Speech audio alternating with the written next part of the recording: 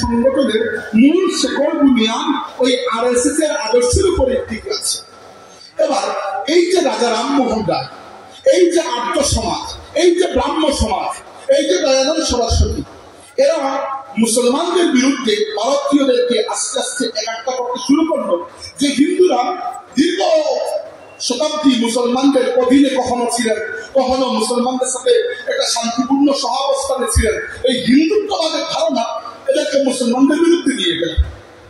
আর এই যে অবস্থা শুরু হলো মুসলমানদের বিরুদ্ধে, এটা শুধু হিন্দুদের মধ্যে শুরু হয় নাই, এরও আগে ভারতে একজন মুসলিম শাসকের পক্ষ থেকে এটা শুরু হয়েছিল। তার নাম ছিল মুঘল সম্রাট আকবর। মুঘল সম্রাট আকবরকে তৎকালীন যুগের দুই আলিম বুঝিয়েছিল এটা যে রাসূল সাল্লাল্লাহু আলাইহি ওয়াসাল্লাম দুনিয়া থেকে বিদায় নেওয়ার 1000 বছর হয়ে গেছে, অতএব আল্লাহর রাসূলের শরীয়তের দিন শেষ হয়ে গেছে। তারা বলেছিল রাসূল সাল্লাল্লাহু আলাইহি ওয়াসাল্লামের নবুয়ত আলহামদুলিল্লাহ শেষ হয়ে গেছে।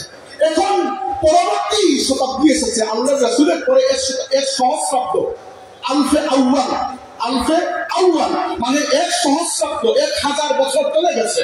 এখন দ্বিতীয় সহস্রাব্দ আলফে সানি শুরু হয়েছে। তো আলফে সানির জন্য হে আকবর, আপনাকে নতুন একটা ব্যবস্থা করতে হবে। তো এই সকল আলিম নামক জাহিলদের পরামর্শে আকবর হিন্দু, মুসলিম, বৌদ্ধ, খ্রিস্টান সবার ধর্মকে মিলিয়ে দ্বীন-এ ইলাহি নামক একটা নতুন ধর্ম তৈরি করেছে। এই ধর্ম কি? এই ধর্ম হচ্ছে এক্স্যাক্টলি মদিনার ইহুদিদের আকীদা। আমরা আল্লাহকে মানবো, রাসূলকে মানবো না। কারণ আল্লাহকে যদি কেউ মানে, তো আল্লাহকে রহিম বলুক আর রাম বলুক, কি পার্থক্য? খালি তো আল্লাহকে মানতেছেন। রাসূলকে যদি কেউ না মানে, সাথে তো আর শরীয়ত আসে না। রাসূলকে যদি কেউ না মানে, কুরআন শরীফকে নিজের ইচ্ছা মতো বিকৃত করা যায়। পৃথিবীতে বর্তমানে একটা আন্দোলন চলছে, মুভমেন্ট, প্রগ্রেসিভ ইসলাম। এরা আল্লাহর রাসূলের সম্পূর্ণ আদর্শকে, সুন্নতকে, আল্লাহর রাসূলের যে শাস্ত্রীয়তা আমাদের সামনে আছে রাসূলুল্লাহ হিসাবে, এটাকে সম্পূর্ণ অস্বীকার করে। তারা বলে রাসূল সাল্লাল্লাহু আলাইহি ওয়াসাল্লাম একজন নাউযুবিল্লাহ বাক্যবাহক ছিলেন, বাক্য দিয়ে চলে গেছেন, তাকে নিজেকে অনুসরণ করার কোনো দরকার নাই। এজন্য কোরআন শরীফকে নিজের ইচ্ছা মতো ব্যাখ্যা করে এবং সালাত শব্দের অর্থকে তারা শাব্দিকভাবে গ্রহণ করে। এজন্য এরা বিশেষ নামাজ পড়ে না, কারণ কোরআন শরীফে তো এক্স্যাক্টলি কিভাবে নামাজ পড়া লাগবে এটা আল্লাহ বলে দেন। এইভাবে এই যে ফিতনাগুলো, তো আকবর হচ্ছে উপমহাদেশের মুসলিমদের মধ্যে এটার জনক। আকবর তৈরি করেছিল দ্বীন-এ ইলাহি। তো মুসলমানদের মধ্যে তখন দ্বীন-এ ইলাহির ব্যাপারে এটা প্রচন্ড প্রতিক্রিয়া দেখা দিল। এই প্রতিক্রিয়া দেখা দিলে কি হবে? আকবরের মতো সম্রাটের বিরুদ্ধে তার সবাই লড়ার সাহস নেই। আল্লাহ রাব্বুল আলামিন ওই সময় দুনিয়াতে পাঠালেন এমন এক মুজাদ্দিদ, এমন এক রুহানি শক্তি সম্পন্ন পুরুষকে, যার মাধ্যমে আল্লাহ তাবারাক ওয়া তাআলা আকবরের দ্বীন-এ ইলাহিকে দুনিয়া থেকে মিটিয়ে দিয়েছে। তিনি হচ্ছেন শাইখ আহমদ সিরহিন্দি রাহমাতুল্লাহি আলাইহি, যাকে আমরা মুজাদ্দিদ আলফে সানি নামে চিনি। শাইখ আহমদ সিরহিন্দি মুজাদ্দিদ আলফে সানি রাহমাতুল্লাহি আলাইহি আল্লাহর রাসূল সাল্লাল্লাহু আলাইহি ওয়াসাল্লামের সুন্নতকে ভারতীয় উপমহাদেশে জিন্দা করেছেন। তিনি একজন মুজাদ্দিদ, তিনি আকবরের দ্বীন-এ ইলাহির বিরুদ্ধে লড়াই করেছেন, কোরআনের জিহাদ করেছেন, তিনি বয়ান বক্তৃতার জিহাদ করেছেন, ইসলামের দাওয়াতের মেহনত করেছেন, তাসাউফের খানকা বসেছেন, মানুষকে তালিম তরবিয়ত দিয়েছেন এবং ভারতীয় উপমহাদেশে তার যে খেদমত, অনন্য খেদমত, এই এক ব্যক্তির রুহানিয়তের কাছে আকবরের দ্বীন-এ ইলাহি দুনিয়া থেকে মুছে গেছে। এজন্য আল্লামা ইকবাল বলেছেন, हाजिर हुआ मैं शेख मुजद्दिद की लहर पे, वो खाक के है ज़ेर फलक मतला अनवार, उस खाक में पोशीदा है वो साहिब असरार, गर्दन न झुकी जिसकी जहांगीर के आगे, जिसकी नफस से गरम से है गर्मी अहरार, वो हिंद में सरमाया मिल्लत का निगहबान, अल्लाह ने बरवक्त किया जिसको खबरदार। इकबाल বলেছেন যে আল্লাহ রাব্বুল আলামিন এমন সময় মুজাদ্দিদ আলফে সানিকে ভারতীয় উপমহাদেশের মুসলমানদের মূল যে পুঁজি আছে সেই পুঁজির জিম্মাদার বানিয়েছেন যখন সবচেয়ে বেশি দরকার ছিল। আর ভারতীয় উপমহাদেশের মুসলমান বলুন আর দুনিয়ার কাছে যে কোনো মুসলমান বলুন, এই মিল্লাতে ইসলামিয়ার মূল পুঁজি হচ্ছে আল্লাহর হাবিবের সাথে সম্পর্ক। এই সম্পর্ক ব্যতীত এই উম্মতের কোনো অস্তিত্ব নাই। তাই এই যে একটা ফিতনা শুরু হয়েছিল, এই ফিতনাকে রফা দফা করেছেন মুজাদ্দিদ আলফে সানি রাহমাতুল্লাহ আলাইহি। আর আমরা কত বড় সৌভাগ্যবান, আজকে আমরা হযরত শাহ আবু ইউসুফ মুহাম্মদ ইয়াকুব বদরপুরি রাহমাতুল্লাহ আলাইহি আজিমুল শান ইসালে সাহেব মাহফিলে বসে আছে। আমরা সবাই জানি যে বদরপুরি রাহমাতুল্লাহ আলাইহির মাধ্যমে আমাদের যে সিলসিলা উপরের দিকে গেছে তার মধ্যে একটা সিলসিলা হচ্ছে মুজাদ্দিদিয়া সিলসিলা, আর এই সিলসিলার সূচনা হয়েছিল মুজাদ্দিদ আউলিয়া সাদি রাহমাতুল্লাহ আলাইহি। ভারতীয় উপমহাদেশে আমাদের পা বড় মজবুত, কারণ আমাদের পা সেই জায়গা থেকে এসেছে যে জায়গায় মুজাদ্দিদ আউলিয়া সাদি রাহমাতুল্লাহ আলাইহির খেদমত শেষ হয়েছে, ওইখান থেকে আমাদের এই সিলসিলা খেদমত শুরু হয়েছে। এরপরে ভারতীয় উপমহাদেশে আরেক মহান আন্দোলনের জন্ম দিয়েছিলেন সৈয়দ আহমদ শহীদ বেরলভী রহমতুল্লাহ আলাইহি। সৈয়দ আহমদ শহীদ বেরলভী রহমতুল্লাহ আলাইহি এমন সময় দিল্লির শাহ ওলিউল্লাহ মুহাদ্দিস দেহলভী রহমতুল্লাহ আলাইহির খানেকায় বসে আব্দুল আজিজ দেহলভী রহমতুল্লাহ আলাইহির কাছ থেকে তালিম তরবিয়ত লাভ করেছেন, যখন ভারতীয় উপমহাদেশে মুসলমানদের জন্য বড় কঠিন সময় অপেক্ষা করছিল। তখন পলাশির যুদ্ধে বিজয় লাভ করে ইংরেজরা, বাংলা বিজয় করে এগিয়ে যাচ্ছে ভারতীয় উপমহাদেশকে গ্রাস করতে। আর ওইদিকে দক্ষিণ ভারতে অনেকটা দুর্বল হয়ে গেল মারাঠা হিন্দু সাম্রাজ্য মুসলমানদের রক্ত দিয়ে ভারতকে পরিষ্কার করার কম করে বসে আছে। ওইদিকে মুসলমানদের পুরো সাম্রাজ্য, মুসলমানদের বিশেষ করে দিল্লির যে মুঘল সাম্রাজ্য, ওটা প্রচন্ড পরিমাণ দুর্বল।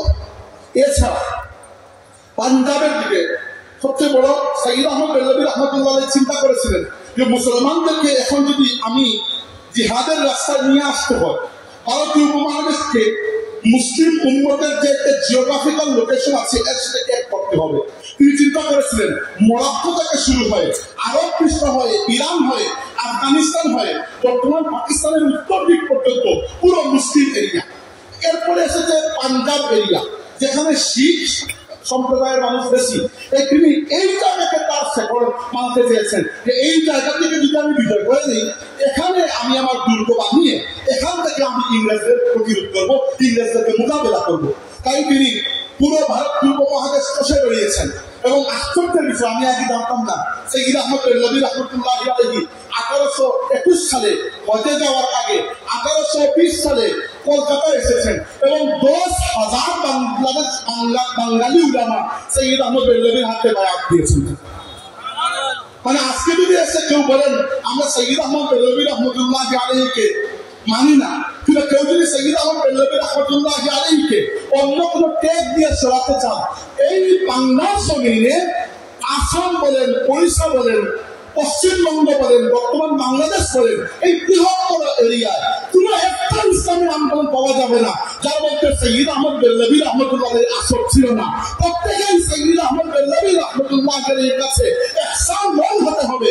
আল্লাহর বান্দা সারা ভারতবর্ষ চষে বেরিয়েছেন, উত্তর ভারত থেকে গিয়েছেন দক্ষিণে, ওইখান থেকে বর্তমান পাকিস্তানের এরিয়া পুরোটা ঘুরে, বর্তমান আফগানিস্তান ঘুরে তিনি এসে নরসেহের হয়ে সব পর্যন্ত পৌঁছেছেন। পুরো ভারতবর্ষ ঘুরে ঘুরে মুজাহিদ মুরিদিন মুহিব্বিন তৈরি করেছিলেন, তালিম তরবিয়ত দিয়েছেন। তার হাতে গড়ে উঠেছেন কারামতুল গৌরপুরী, তার হাতে গড়ে উঠেছেন নূর মোহাম্মদ নিজামপুরী, তার হাতে গড়ে উঠেছেন সৈয়দ মীর নিসার আলী তিতুমী। তিনি বাসের কাল্লা করে চলেছিলেন ইংরেজদের বিরুদ্ধে। 1831 সালে 6 মে সৈয়দ আহমদ বেরলভী রহমতুল্লাহ আলাইহি বর্তমান পাকিস্তানের বালাকোট এরিয়ায় শিখ রাজা শের সিং এর পুত্র রঞ্জিত সিং এর বিরুদ্ধে জিহাদরত অবস্থায় শাহাদত বরণ করেছেন। ওই শাহাদত আমাদেরকে স্মরণ করিয়ে দেয় কারবালা ইমাম হাসান রাদিয়াল্লাহু আনহু শাহাদতের কথা। ইমাম হোসেন যেভাবে শাহাদত বরণ করেছেন, নানা দিনকে ভুলম্বিত হতে দেন নাই, সৈয়দ আহমদ বেরলভী সেভাবে শাহাদত বরণ করেছেন। যা তিনি আহলে সুন্নাত ওয়াল জামাতকে ভুলম্বিত হতে দিয়েছেন না। ভারতীয় উপমহাদেশে মুসলমানদের আকীদা, বিশ্বাস, মুসলমানদের অস্তিত্বকে কোন খাপটার মুখে পড়তে দিয়েছেন। সৈয়দ আহমদ বেরলভী রহমতুল্লাহ আলাইহি সাহাব এই উপমহাদেশে মুসলমানদেরকে কিয়ামত পর্যন্ত জন্য জিন্দা করে দিয়েছে।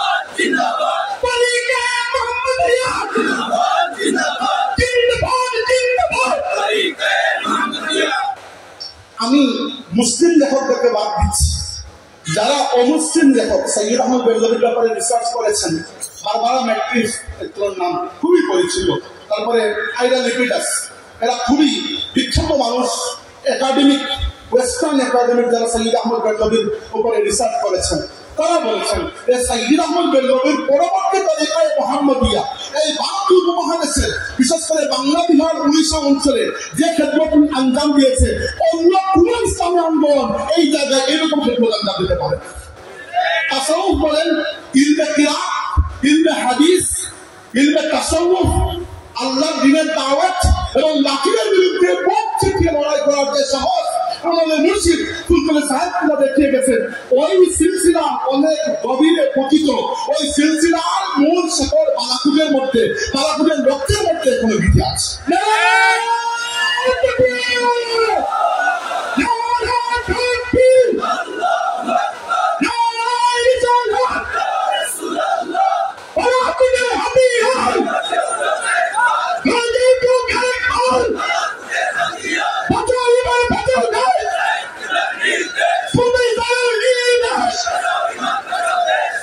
ইতিহাস বলা শেষ করলাম, এখন আসি বর্তমানে, বক্তব্য অর্ধেক শেষ। এখন বর্তমানে ওই যে ফিতনার কথা আমি বলছিলাম, তাফরিক বাইনাল্লাহি ওয়া রাসূলিহি, আল্লাহ এবং আল্লাহর রাসূলদের মধ্যে পার্থক্য করা, যে আল্লাহকে আমি মানি, আল্লাহকে আমি অস্বীকার করছি না, কিন্তু রাসূলকে মানলে যেহেতু রাসূলকে অনুসরণ করতে হবে, রাসূলকে মানলে শুধু এটা মানতে পারবেন না যে তার নাম ছিল মোহাম্মদ, বাবার নাম আব্দুল্লাহ, দাদার নাম আব্দুল মুত্তালিব, এই ইনফরমেশন থাকাই যথেষ্ট নয়। আপনি রাসূলকে আল্লাহর রাসূল মানতে হবে, অনুসরণ করতে হবে।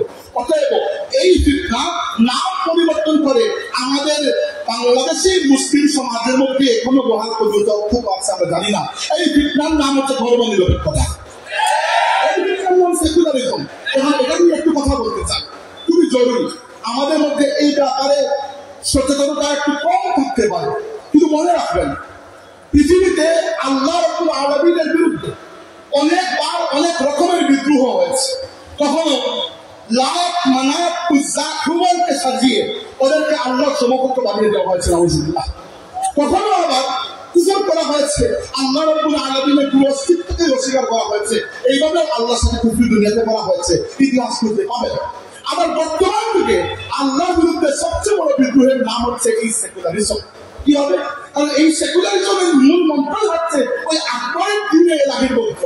তারা বলে যে ধর্ম হচ্ছে ব্যক্তিগত বিষয়, আর মানুষের যে সামাজিক জীবন, যেখানে মানুষ সমাজে একে অন্যের সাথে মিশে, কুশল বিনিময় করে, লেনদেন করে, ব্যবসা বাণিজ্য করে, যেখানে রাষ্ট্র গঠন হয়, যেখানে অর্থ ব্যবস্থা থাকে, যেখানে আইন প্রণয়ন হয়, যেখানে বিচার হয়, যেখানে শিক্ষা ব্যবস্থা থাকে, যেখানে নিরাপত্তা থাকে, সেখানে নাকি ধর্মের কোনো স্থান নাই।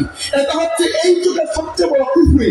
এটা মদিনা ইহুদিদের মধ্যেও ছিল যে আল্লাহকে মানি, কিন্তু হে মুহাম্মদ তোমাকে আমরা মানবো না। এটা আপনার মধ্যেও ছিল যে আল্লাহকে আমরা মানি, রাসূলুল্লাহকে মানবো না। আজকের যুগে এসে এই ফিতনা সেকুলারিজমের নাম ধারণ করে আমাদের এই রাষ্ট্রের দ্বন্দ্বে দ্বন্দ্বে প্রবেশ করে গেছে, এটা আমরা অনেক সময় টের পাই না। তাই আমাদেরকে এই ব্যাপারে খুব সতর্ক হতে হবে, সেকুলারিজম সম্পর্কে জানতে হবে। আমাদের বাংলাদেশের ইতিহাস নিয়ে যদি আমরা একটু ঘাটাঘাটি করি, দেখবেন বাংলাদেশের পুরো ইতিহাসকে দুইটা চোখ দিয়ে দেখা হয়। একটা আপনি আর আমি দেখি, একটা হচ্ছে ওই সেকুলার পাড়ার বাম পাড়ার নাস্তিকরা দেখে। তারা এভাবে দেখে যে পাকিস্তান তৈরি হয়েছে ইসলামের নামে, যেহেতু পাকিস্তান একটা ইসলামের রাষ্ট্র ছিল, তাই সেকুলার আদর্শের উপর রাষ্ট্র তৈরি করার জন্য বাংলাদেশকে স্বাধীন করা হয়েছে। অথচ এর থেকে মিথ্যা কিছু হতেই পারে না। আপনি ইতিহাস খুঁজে দেখেন এই উপমহাদেশে, এবং তারা এটাও বলে যে উপমহাদেশের বিশেষ করে বাংলাদেশি এর আগে বাঙালি মুসলমানদের মধ্যে নাকি সেকুলারিজমের ধর্ম নিরপেক্ষতার চেতনা এমনভাবে ডেভেলপ হয়েছিল যে এজন্য নাকি আমরা বাংলাদেশকে পাকিস্তান থেকে আলাদা করে নিয়ে এসেছি। আসল ইতিহাসটা হচ্ছে এইভাবে যে পাকিস্তান গঠন হওয়ার আগে, অনেক বছর আগেও উপমহাদেশের বিশেষ করে বাঙালি মুসলমানদের মধ্যে এইরকম একটা শক্তিশালী ইসলামী চেতনা ছিল যে এই উপমহাদেশে তরিকায়ে মুহাম্মদিয়ার আন্দোলন হয়েছে, এই উপমহাদেশে তিতুমিরের বাসের কেল্লা পতিত হয়েছে। এই বাঙালি ছিলেন এরা, বাঙালি মুসলমানদের মধ্যে এদেরকে পাওয়া যায়। এরপরে আপনি পাবেন হাজী শরীয়তুল্লাহ ফরাইজি আন্দোলন। তারপরে 1906 সালে ঢাকায় বাঙালি মুসলিম নেতারা মুসলিম লীগ গঠন করেছিলেন। 1947 সালে যখন পাকিস্তান গঠন হয়েছিল সবচেয়ে বেশি অবদান ছিল বাঙালি মুসলিম নেতাদের। এরপরে যখন দেখা গেল যে পাকিস্তান সেই রকম কোন ইসলামী রাষ্ট্র হতে পারছে না, ইসলামী রাষ্ট্রের স্বপ্ন আমাদের নেতারা দেখেছিলেন, যে ইসলামী রাষ্ট্র আল্লাহ রসুল এবং সাহাবা কেরামের আদর্শে পরিচালিত হওয়ার কথা ছিল, পাকিস্তান সেই রকম রাষ্ট্র হতে পারে নাই, একটা বৈষম্যমূলক জুলুমবাজ রাষ্ট্র হয়ে গেছে। তখন বাংলাদেশের মানুষেরা পাকিস্তানের বিরুদ্ধে যুদ্ধ করে বাংলাদেশকে আলাদা করেছেন। তাই বাংলাদেশকে পাকিস্তান থেকে আমরা এজন্য আলাদা হই নাই যে পাকিস্তান একটা ইসলামী রাষ্ট্র ছিল, এজন্য হয়েছে আলাদা যে ইসলামী রাষ্ট্রের স্বপ্ন বাঙালি মুসলমানরা দেখেছিল, পাকিস্তান সেরকম রাষ্ট্র হতে পারে না। এরপরে আশ্চর্যজনক ভাবে যে আদর্শগুলো বাঙালি মুসলমানদের মধ্যে এমনকি বাঙালি হিন্দুদের মধ্যেও সম্ভবত কোনোদিনও ছিল না, সেই রকম আদর্শের উপর 1972 সালে আমাদের সংবিধান তৈরি করা হয়। কেন বাংলাদেশের সংবিধানের প্রণয়ন কমিটির বর্তমান তৎকালীন প্রধান ডক্টর কামাল হোসেন এখনো হায়াতে আছেন নাকি, তার পুরো সাক্ষাৎকার আমি পড়েছি।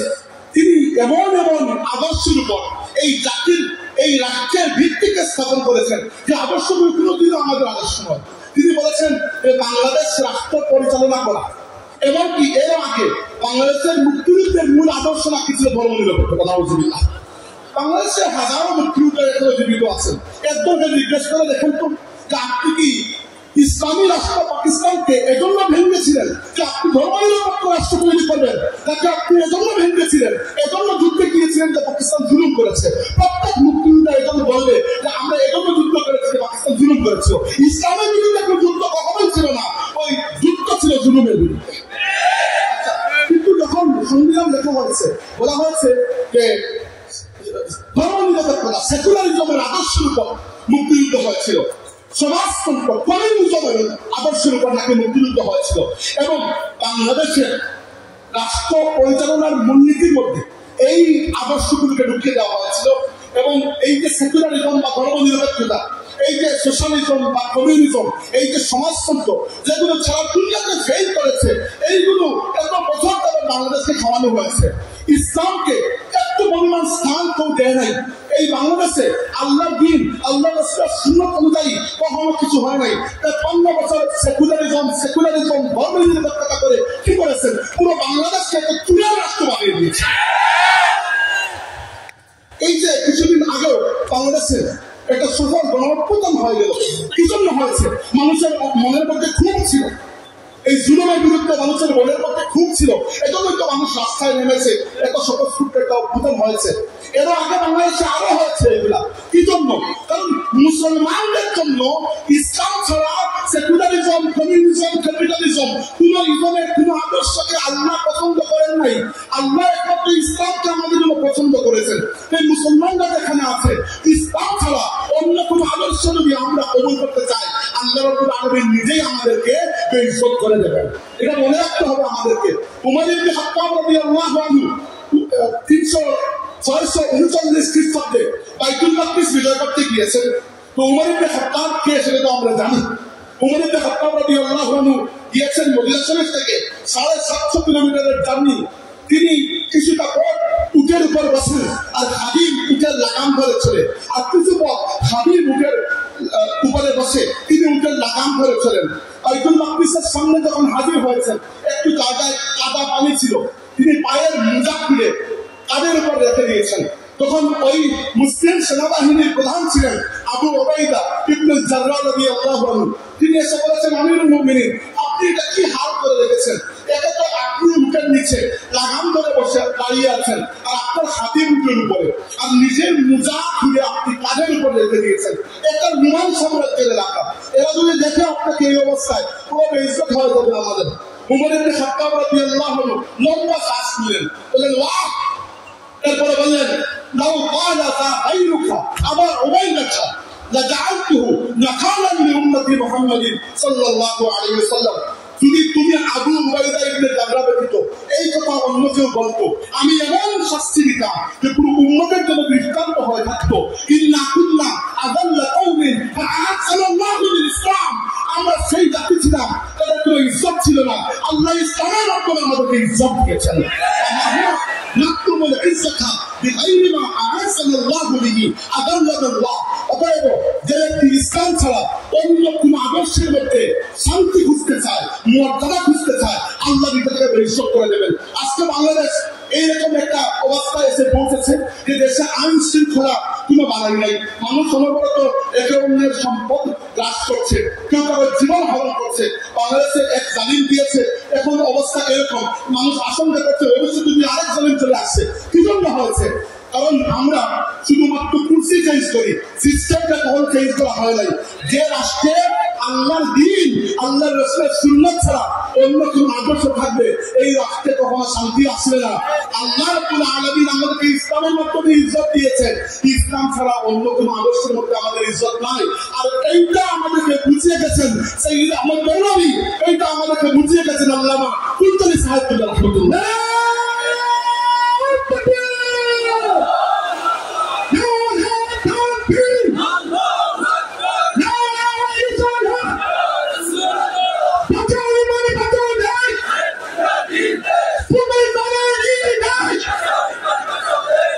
তবে আলহামদুলিল্লাহ একটা খুশির খবর জানাতে চাই। আমি প্রায় সময় লিখি, আপনারা হয়তো দেখেছেন, করোনা পত্রিকায় বেশ কয়েকটা লিখেছি যে আমরা যে বসে বসে ইসলাম চাই বলি, আমরা বললে তো কেউ ইসলাম এনে দেবে না, আমাদেরকে কাজ করতে হবে। এবং কাজের বিভিন্ন স্টেপ আমি বিস্তারিত লিখেছি অনেকবার, যেহেতু আমার চিন্তা চেতনাই লিখে নিয়ে। তো লেখার সময় আবার একটা জিনিস আমি উল্লেখ করেছি যে মুসলিম তরুণ শিক্ষিত এবং চিন্তাশীল মানুষের জন্য একটা বুদ্ধিভিত্তিক প্ল্যাটফর্ম থাকা দরকার, যে বুদ্ধিভিত্তিক অরাজনৈতিক প্ল্যাটফর্ম থেকে আমরা কিন্তু কাজ করতে পারবো। এইরকম একটা প্ল্যাটফর্ম আমাদের আছে, এর নাম হচ্ছে মালাকুল চেতনা উজ্জীবন পরিষদ। এবং মালাকুল চেতনা উজ্জীবন পরিষদের পক্ষ থেকে আমরা সংবিধান সংস্কারের জন্য ডক্টর মোহাম্মদ ইউনূসের সরকার যে বাংলাদেশ সংবিধান সংস্কার কমিশন গঠন করেছিলেন, ওই কমিশনের মধ্যে আমরা 19টা প্রস্তাব এবং ওই প্রস্তাব সমূহের পেছনে প্রস্তাবের প্রেক্ষাপট উল্লেখ করে তাদের কাছে আমরা লিখে পাঠিয়েছি। এর উপর ঢাকায় মৌলানা আহমদ হাসান চৌধুরী সাহেবের আমন্ত্রণে আহ্বানে একটা সেমিনারও হয়েছে, ওই সেমিনারে সেটা প্রেজেন্টও করা হয়েছে। এবং এর পরে ওই কমিশন মাননীয় প্রধান উপদেষ্টার কাছে যে রিপোর্ট পেশ করেছে, সেই রিপোর্টে আমরা সেকুলারিজমকে আমাদের আদর্শের জায়গা থেকে সেকুলারিজমকে বাদ দেওয়া এবং ইসলামকে রাষ্ট্রধর্ম যেখানে আছে সেখানে রাষ্ট্রধর্ম রাখা, এছাড়াও ইসলামকে যাবতীয় নৈতিক আদর্শের মানদণ্ড হিসাবে কবুল করা, আল্লাহর সার্বভৌমত্বকে কবুল করার দাবিগুলো জানিয়েছিলাম। এর মধ্যে বেশ কয়েকটি দাবি তারা হুবহু রেখে দিয়েছে এবং তারা যুক্তি যেগুলো দিয়েছে সেগুলো হুবহু ওই যুক্তি যেগুলো আমরা তাদেরকে দিয়েছিলাম। এটা আমাদের সাফল্য, এজন্য ভয় করছি না, হাদিসের নিয়ামতের জন্য বলছি। এইরকম বুদ্ধিবৃত্তিক প্ল্যাটফর্ম থাকলে এরকম কাজ করতে সুবিধা হয়, একেবারে রাষ্ট্রের সর্বোচ্চ পর্যায়ে আপনার কথাগুলো পৌঁছানো যায়। সম্মানিত হাজির, এবার আসি যে এটা না বলার কোনো উপায় নাই যে এই অবস্থায় যে এই উম্মত বড় মুসিবতের মধ্যে আছে। পুরো উম্মত, আল্লাহ রাসূলের পুরো উম্মত বড় কষ্টের মধ্যে আছে। আমরা পৃথিবীর দিকে দেখে এই উম্মতকে মার্কেটে দেখি, কি করবো আসলে? মনে রাখেন, ইমাম মালিক রাহমাতুল্লাহি আলাইহি বলেছেন, লা ইসলাহু আখিরু হাযিহিল উম্মতি ইল্লা মা আসলাহা বিহি আউয়ালুহা। এই উম্মতের শেষ অংশের ইসলাহ সেইভাবেই হবে যেভাবে প্রথম অংশ হয়েছে। এই উম্মতের প্রথম অংশ হচ্ছে সাহাবায়ে কেরাম। অতএব কিছু করতে হলে সাহাবায়ে কেরামের আদর্শকে লালন করেই করতে হবে।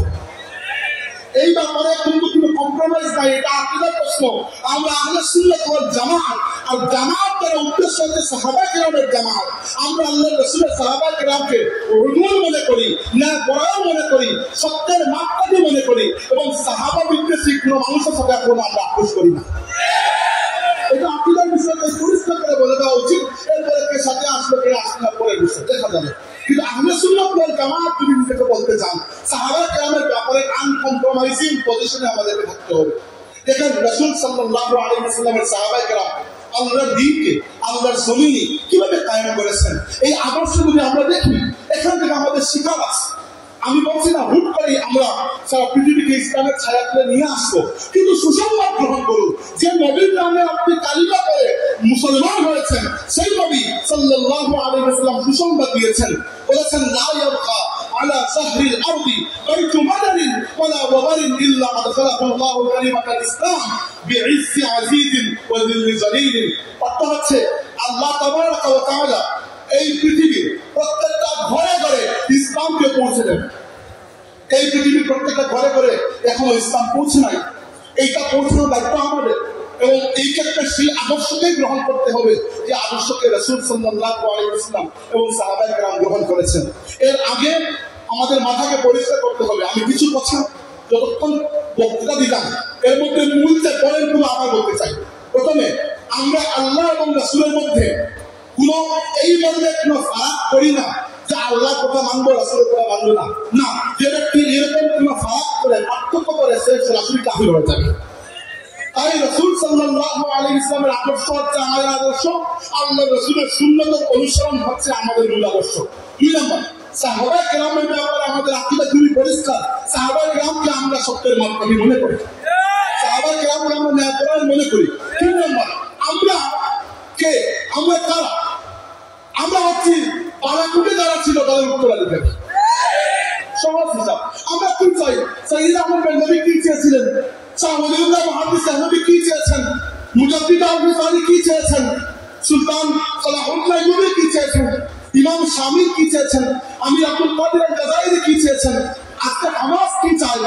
শহীদ ইয়াহিয়া সিনওয়ার কি চেয়ে শহীদ হয়েছেন? শহীদ ইসমাইল হানিয়া কি চেয়ে শহীদ হয়েছেন?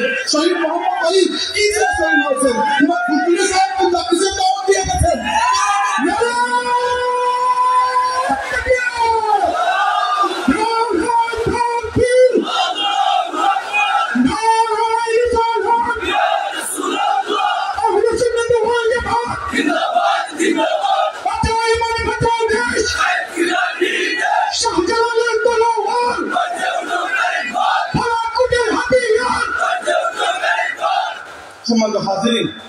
আল্লাহর কথা আজকে বারবার বলে যাচ্ছে, কারণ প্রাণের সাথে আত্মার সাথে আল্লাহ জড়িয়ে আছে। আল্লাহ ছাড়া ইসলামী আন্দোলন নাই, আল্লাহের বাইরে ইসলামী আন্দোলন খুঁজেই পাবেন না। ইসলামের আন্দোলন জাতীয় সাথে আল্লাহের নামেই চলছে। আল্লাহ কবুল করেছেন আমাদেরকে এই সিলসিলা, আলহামদুলিল্লাহ। সম্মানিত হাজিরিন, সাহাবায়ে কেরামের জীবনের দিকে যদি আমরা দেখি, আমরা দেখতে পারবো আল্লাহর দ্বীনের খেদমতে তারা তিনভাবে পদক্ষেপ গ্রহণ করেছেন। একটার নাম হচ্ছে দাওয়াত, মানুষকে আল্লাহর দ্বীনের দাওয়াত দেওয়া। 2 নম্বর হচ্ছে ইরদাদ, অর্থাৎ আল্লাহর দ্বীনকে আল্লাহর জমিনে বিজয় করার জন্য নিজেদেরকে শক্ত করা, শক্তি সঞ্চয় করা, নিজেদেরকে মজবুত করা। আর 3 নম্বর আল্লাহর রাসূলের জীবনের একটা বড় অংশ যে কাজে কেটেছে সেটা হচ্ছে জিহাদ ফি সাবিলিল্লাহ। এই পথ ছাড়া অন্য কোনো পথে এই উম্মতের বিশেষ কোনো মুক্তি আসবে না। মনে রাখেন, আজকে এই ফিলিস্তিনের কথাই ধরে আপনারা অনেকেই মনে করতে পারেন যে হামাসের থেকে ইসরায়েল কত শক্তিশালী, ইসরায়েলের পেছনে ইসরায়েলের বাপ আমেরিকা আছে। হামাস কোন সাহসে হামলা করতে গেল? হামাস এজন্য হামলা করেছে কারণ এর আগে সৌদি আরবের সাথে 2 বছর ধরে ইসরায়েলের নেগোসিয়েশন চলছিল। সৌদি আরব ইসরায়েলকে স্বীকৃতি দিয়ে দিবে রাষ্ট্র হিসাবে। এখন দেখেন, বাংলাদেশ যদি মাফ করুন, যদি ইসরায়েলকে স্বীকৃতি দিয়েও দেয়, যেমন কিছু জায়গা আছে না বাংলাদেশ, সেরকম দুনিয়ার রাজনীতিতে এমন কোনো পজিশন নাই, কিন্তু মুসলিম বিশ্বে সৌদি আরবের তো একটা পজিশন আছে না? সৌদি আরব যদি ফিলিস্তিনকে বাদ দিয়ে ইসরায়েলকে একটা রাষ্ট্র হিসাবে স্বীকৃতি দিয়ে দেয়, তাহলে পরবর্তীতে মুসলমানদেরকে আবার ফিলিস্তিনের এই মাসলায় একত্রিত করাটা বড় কঠিন হয়ে যাবে। হামাসের এই যে 7 নভেম্বর 2024 সালের যে তাদের যে অবস্থা, 2023 সালের 7 নভেম্বর তাদের যে তুফানে আসলে অভিযান করা করেছিল, এই একটি অভিযান, হ্যাঁ আমি জানি এর পরবর্তীতে প্রায় 47,000 মুসলমান শহীদ হয়ে গেছে, ঠিক আছে, কিন্তু আমাদের এই একটি অভিযান সৌদি আরবের এই করে যে মুনাফিকি তারা করেছিল, এই মুনাফিকিকে এমন ভাবে বন্ধ করে দিয়েছে যে এখন সৌদি আরব ওই ইহুদিদের সাথে, মোহাম্মদ বিন সালমান ওই ইহুদিদের সাথে আঘাত করতে গেলে বসবার চিন্তা করবে। ফিলিস্তিনের এই পুরো প্রশ্নকে হামাস জিন্দা রেখেছে। আপনি বলবেন হামাসকে জিন্দা রেখে কি হলো? হামাস নিজে শাহাদাত গ্রহণ করছে। আচ্ছা, শাহাদাত গ্রহণ তো হুসাইন রাদিয়াল্লাহু করেছেন। আমাকে বলুন, ইয়াসির বিজয় হয়েছে না হুসাইন? আপনি বলবেন হুসাইন, শহীদ তো হয়েছেন হুসাইন, কিন্তু কোটি কোটি মুসলমানের হৃদয়ের মধ্যে হুসাইন জেগে আছেন, ইয়াসির মরে গেছে। কিভাবে আজকে দুনিয়াতে এত একটা শক্তিশালী মুসলিম রাষ্ট্র বসে বসে কোনো কাজ নেই, কেউ মুনাফিকি করছে, কেউ বসে তামাশা দেখছে, কেউ সহযোগিতা করে যাচ্ছে। কিন্তু আপনার হৃদয়ের মধ্যে আপনি হামাসের প্রতি যে মহব্বত পালন করেন, ফিলিস্তিনের গাজা মুসলমানদের প্রতি যে মহব্বত পালন করেন, আপনার হৃদয়কে জয় করার মাধ্যমে হামাস অলরেডি যুদ্ধে বিজয় হয়ে গেছে। মুসলমানদের কাছে সাহাবীর কোনো পরাজয় নয়। হাজির উহুদের যুদ্ধে যখন রাসূল সাল্লাল্লাহু আলাইহি ওয়াসাল্লাম সাহাবায়ে কেরামকে 50 জন সাহাবীকে জাবালে রুমা পাহাড়ের উপর উঠিয়ে দিয়েছিলেন এবং বলেছিলেন যে আমরা যদি পরাজিত হই, এমনকি শাহাদাত বরণ করি, তবুও তোমরা আমার আদেশ ছাড়া নামবে না। তো যখন মুসলমানরা প্রথম ধাক্কায় বিজয়ী হয়ে গেলেন, তখন ওই 50 জনের মধ্যে 40 জন সাহাবী নেমে আসলেন। নেমে আসার পরে ওই সুযোগকে কাজে লাগিয়ে তৎকালীন মক্কার কাফিরদের দলভুক্ত ছিলেন খালিদ ইবনে ওয়ালিদ রাদিয়াল্লাহু আনহু। তিনি পেছন দিক থেকে হামলা করে মুসলমানদের বড় ক্ষতি করেছেন। 70 জন সাহাবা শহীদ হয়েছেন, এর মধ্যে হামজা রাদিয়াল্লাহু আনহু ছিলেন।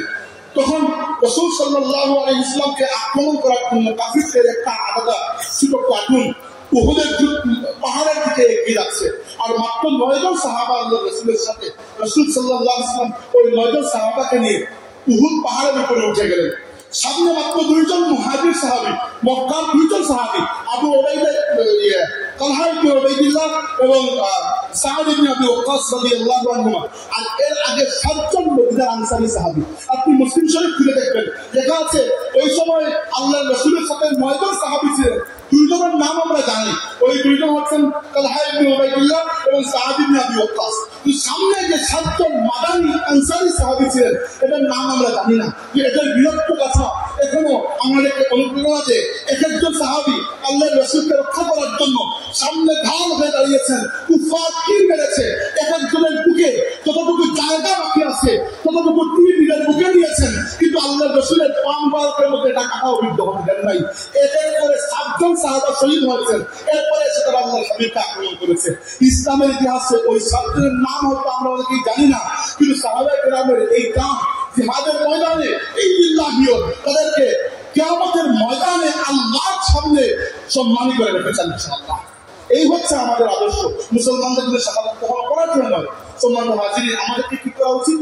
আমাদেরকে প্রথমত বুঝা উচিত বাংলাদেশের পরিস্থিতি যতই চেঞ্জ হোক না কেন, বাংলাদেশের রাজনীতিতে যাই হয় যাক না কেন, সাময়িকভাবে হয়তো আমাদের মনের মধ্যে একটু ধাক্কা লাগতে পারে যে এটা পরিবর্তন হয়ে গেছে, এই হয়ে গেছে, ওই হয়ে গেছে।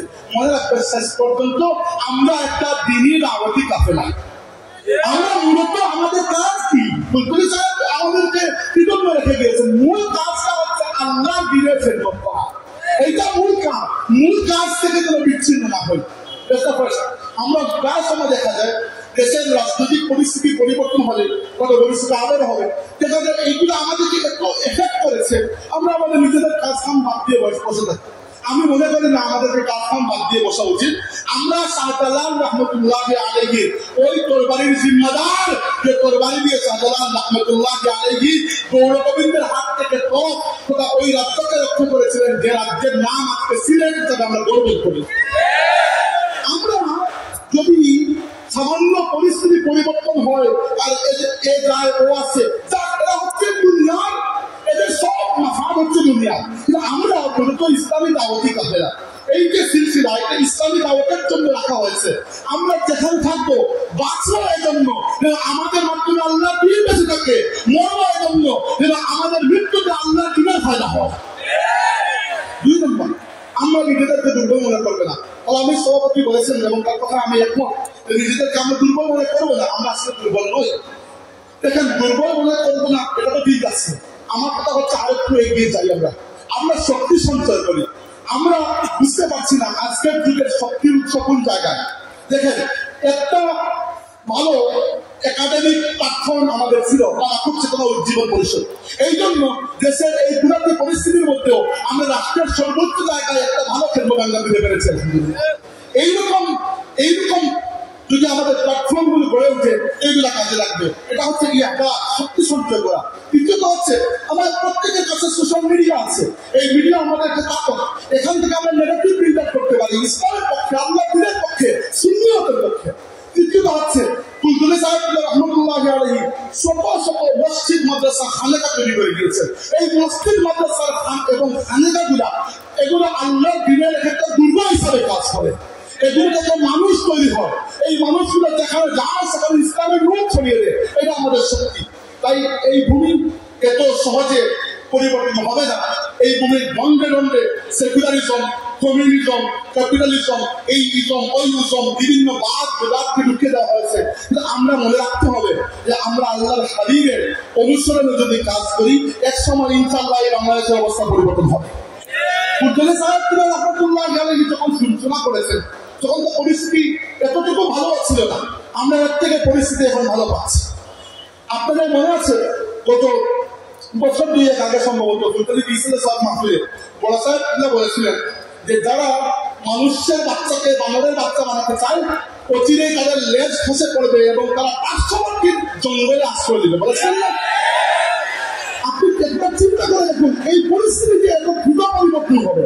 যারা আমাদের সন্তানদেরকে বানরের সন্তান বানাতে চেয়েছিল, যারা আমাদের শিক্ষা ব্যবস্থার মধ্যে ডারউইনের মতবাদকে ইনভেস্ট করতে চেয়েছিল, যারা আমাদের শিক্ষা ব্যবস্থাকে নষ্ট করে সেখানে সমকামিতা এবং ট্রান্সজেন্ডারিজমের ভিত্তিকে প্রকাশ করাতে চেয়েছিল, আজকে বাংলাদেশে তারা একটা ঘৃণিত নামে পরিণত হয়েছে। কি জন্য? কারণ হচ্ছে আল্লাহ দিনের সাথে দুশ্মনীকে টিকে রাখতে পারে না। এটা আমাদের বুঝতে হবে। এই বাংলাদেশে আমরা আন্ডার কনফিডেন্স হতে চলবে না। আমরা সেই জাতি তাদেরকে আল্লাহ ইসলামের মাধ্যমে ইজ্জত দিয়েছেন। আমরা দুনিয়াতে টিকে আছি ইসলামের জন্য। আমি বারবার এই গান গেয়ে যাচ্ছি, কিন্তু আপনার বিরক্ত হতে পারে। কিন্তু আমার আপনার কাছে এই মেসেজটা আজকে যে আমরা মূলত কোনো রাজনৈতিক, অর্থনৈতিক, সামাজিক সংগঠন নই, আমরা একটা দিনই কাফেলা। বাংলাদেশের রাজনৈতিক পরিস্থিতি যেভাবে হোক না কেন, বাংলাদেশ থাকুক ইসলাম তো থাকবে, আর ইসলাম থাকলে আমরা আছে। এইটাই হচ্ছে আমাদের অভিমত। নিজেকে দুর্বল হওয়ার কোনো কারণ নেই। দিনের দাওয়াত দিয়ে যান, মাদ্রাসার খেদমত করে যান, এইগুলো আমাদেরকে শক্তি যোগায়। আর তরুণদের প্রতি বিশ্বাস করে আমার অনুরোধ হচ্ছে এই আধুনিকতার নামে যে ফিতনাগুলো আমাদের দেশে কিছুদিন পরে পরে ইন্ট্রোডিউস করার একটা পায়তারা হয়, এগুলিকে বোঝার চেষ্টা করুন, এগুলোকে বোঝার চেষ্টা করুন। নয়তো এই ফিতনাগুলা আমাদের পূর্ববর্তী যারা আছেন গাড়ি পাকা মুরব্বীরা সেই ফিতনার গ্রুপ পান নাই, এটা আমরা পাবো। তারা হয়তো সম্রাট আকবরের গল্প শুনেছেন। আমরা আজকে বাংলাদেশের এমন পরিস্থিতি দেখছি যেখানে আকবরের ফিতনাতে যে বড় ফিতনা বাংলাদেশের পৃথিবীর আগ পর্যন্ত আমরা দেখেছি। আল্লাহ জানে ভবিষ্যতে আর কারা আসবে, আল্লাহ জানে এই দেশের পরিস্থিতি কি হবে, কিন্তু আমাদেরকে বুদ্ধিকে টিকে থাকতেই হবে। কিন্তু এটাও স্বীকার করছি, আমি বক্তব্য শেষ প্রান্তে চলে আসছি, এটাও স্বীকার করছি যে এই উম্মতের অবস্থা আসলে বড় সঙ্গীন। আর এই সঙ্গীন অবস্থায় আমরা আল্লাহর কাছে দোয়া করি আল্লাহ তাবারক ওয়া তাআলা যেন এই উম্মতকে আবার সেই সৌর্যবীর্য দান করেন। আল্লাহ তাবারক ওয়া তাআলা যেন এই উম্মতকে আবার সাহাবা কেরামের পদ্ধতিতে ফিরিয়ে দেন।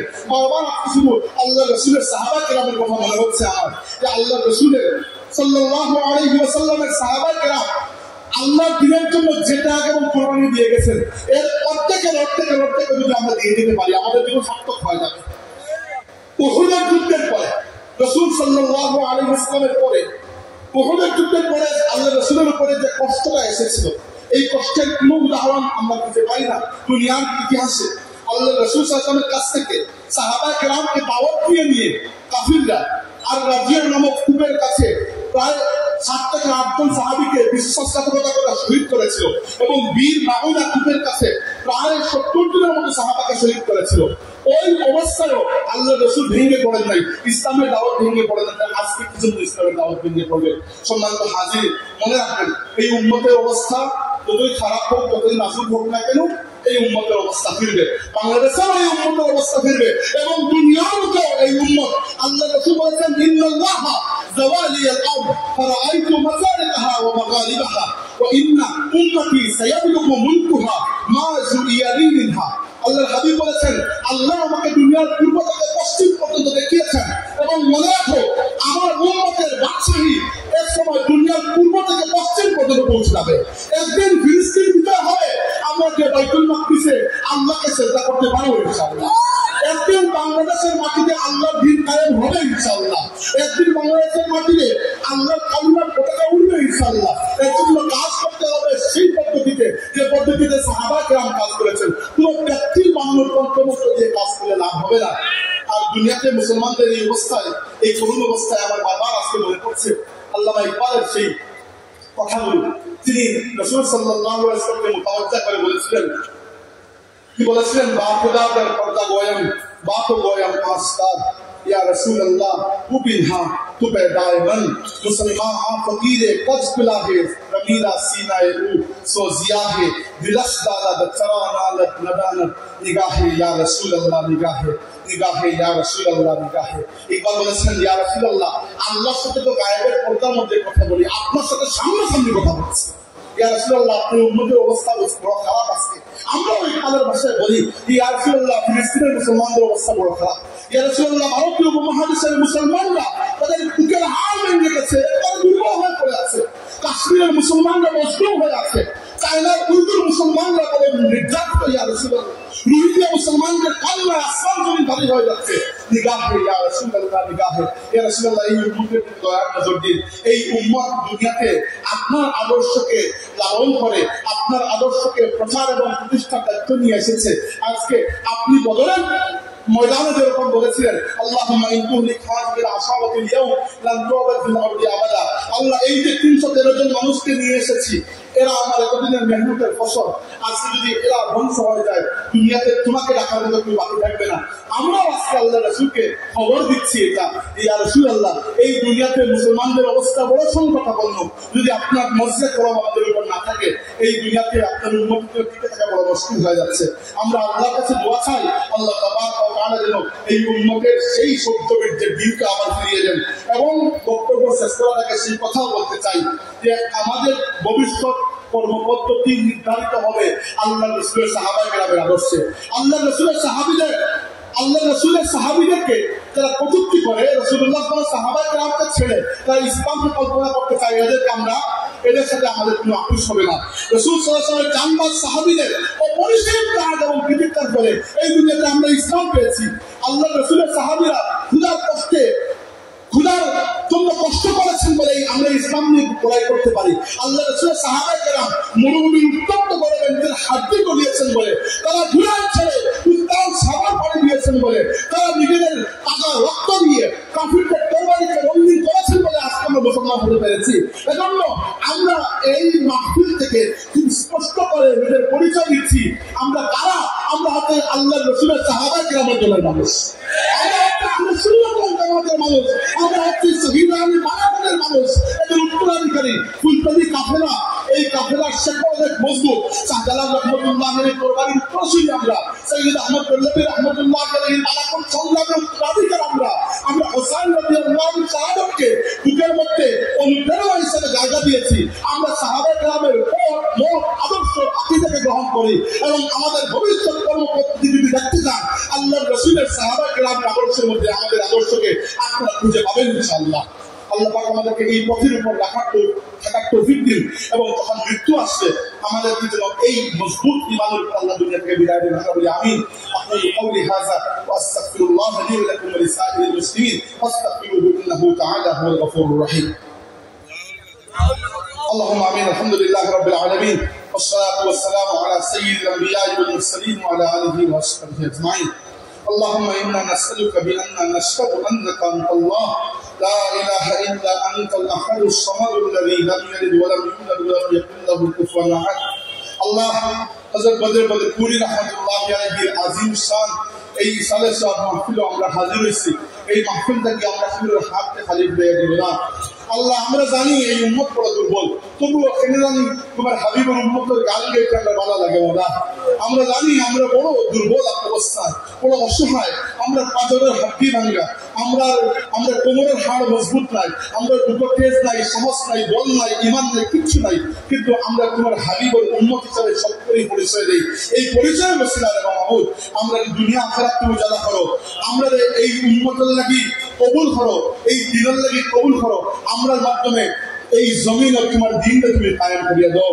রব্বে কারীম আমরা এই সাহাবায়ে কেরামের আদর্শ আকীদার উপরে রাখিও আমরা কোনো বদ আকীদার মানুষের সঙ্গী বানাইও না রব্বে কারীম তোমার কাছে ভিক্ষা চাই ফিলিস্তিনের গাজার মুসলমানদের দিকে দয়া নজর ফরমাও লেবাননের মুসলমানদের দিকে দয়া নজর ফরমাও কাশ্মীরের মুসলমানদের দিকে দয়া নজর ফরমাও উইগুর মুসলমানদের দিকে দয়া নজর ফরমাও রোহিঙ্গা মুসলমানদের দিকে দয়া নজর ফরমাও আল্লাহ দুনিয়ার জায়গা তোমার হাবিবের মজলুম উম্মতকে তোমার ডাকিরা মওলা তোমার হাবিবের ওসিলা তোমার হাবিবের মজলুম উম্মতকে দয়া নজর ফরমাও আমরা তোমার দিনের ওয়াস্তে কবুল করো আমরা তোমার দিনের ওয়াস্তে কবুল করো মওলা আল্লাহ এই মাহফিলটাকে আমরা খেলের হাতে খালি করে দিও না আল্লাহ খাসরে আমরা বিমারি করে শিফা দান করো মওলা আমরা বিমারি করে শিফা দান করো অভাবী ও দরবারে দূর করে দাও মওলা আল্লাহ যে মানুষ নেক আশা লইয়া এই মাহফিলে শরীক করেছেন সাহায্য সহযোগিতা করছেন প্রত্যেকের আশারে তুমি পূর্ণ করে দাও বহুত মানুষ মুশকিলের মাঝে পড়িয়া দোয়া চায় আল্লাহ মুশকিলাতকে আসান করে দাও যতদিন দুনিয়াত রাখো আল্লাহ তোমার গোলামি করার তৌফিক দিও